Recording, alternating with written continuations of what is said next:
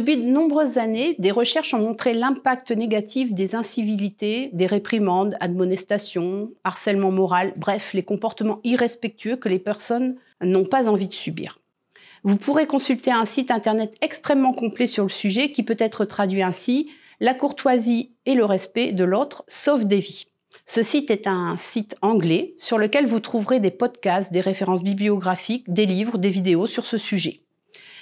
Depuis quelques années, les sociétés savantes et l'hôpital public en Angleterre, mais plus généralement au Royaume-Uni, s'est saisi de cette problématique et mènent des campagnes importantes pour sensibiliser les professionnels de santé et les usagers sur ces problématiques de comportement toxiques. Sur cette vidéo, je vais vous parler de deux études qui étayent mon propos, qui ont été réalisées en simulation.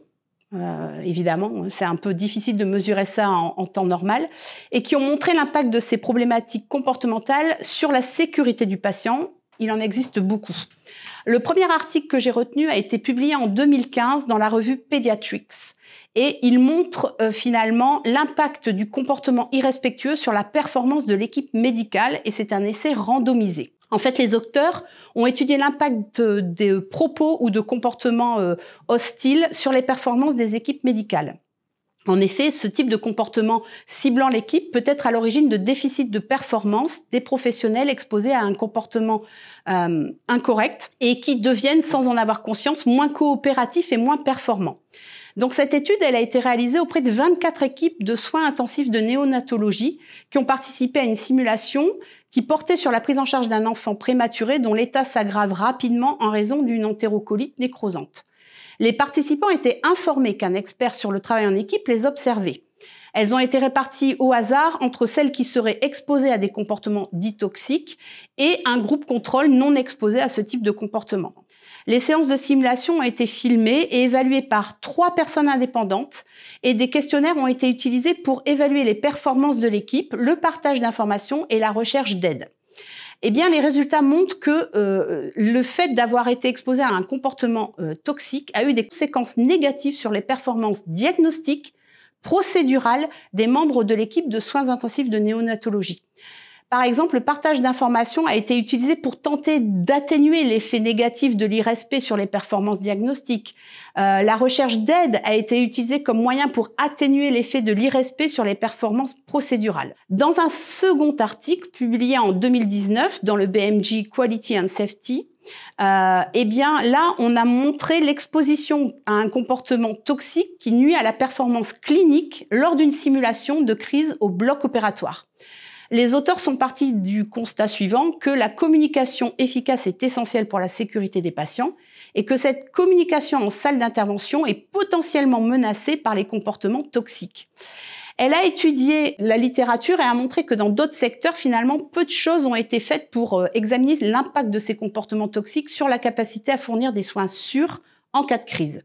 Ils ont donc cherché à déterminer comment ces comportements influençaient la performance des internes en anesthésie lors d'un scénario de simulation standardisé comportant une prise en charge d'une hémorragie inexpliquée.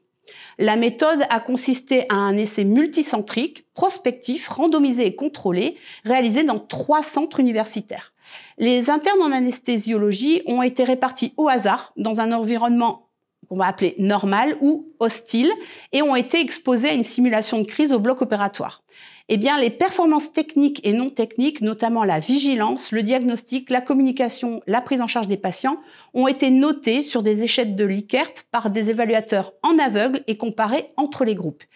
Eh bien, là aussi, les résultats montrent que les participants exposés aux comportements toxiques ont obtenu des résultats inférieurs pour chaque mesure de performance.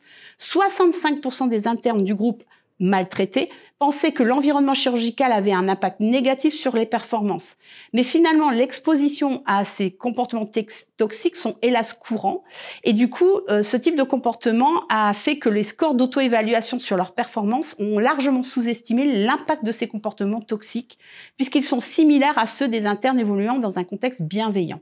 Et les auteurs ont conclu que bien que les scores d'auto-évaluation soient similaires, le comportement inapproprié a eu un impact négatif sur les performances performance et de nombreux domaines ont été touchés, notamment la vigilance, le diagnostic, la communication et la prise en charge des patients, même si les participants n'étaient pas conscients de ces effets. Il est donc impératif que ces comportements soient éliminés de la culture des blocs opératoires et que la communication interpersonnelle dans les environnements à haut risque de stress soit intégrée à la formation médicale. Des articles ont indiqué que le simple fait d'être témoin d'une altercation ou d'un comportement toxique va avoir un impact sur le professionnel qui est juste témoin et qui sera susceptible de commettre plus d'erreurs dans les minutes ou les heures suivant ce comportement qui a été juste observé. Donc imaginez pour le professionnel concerné par le comportement toxique.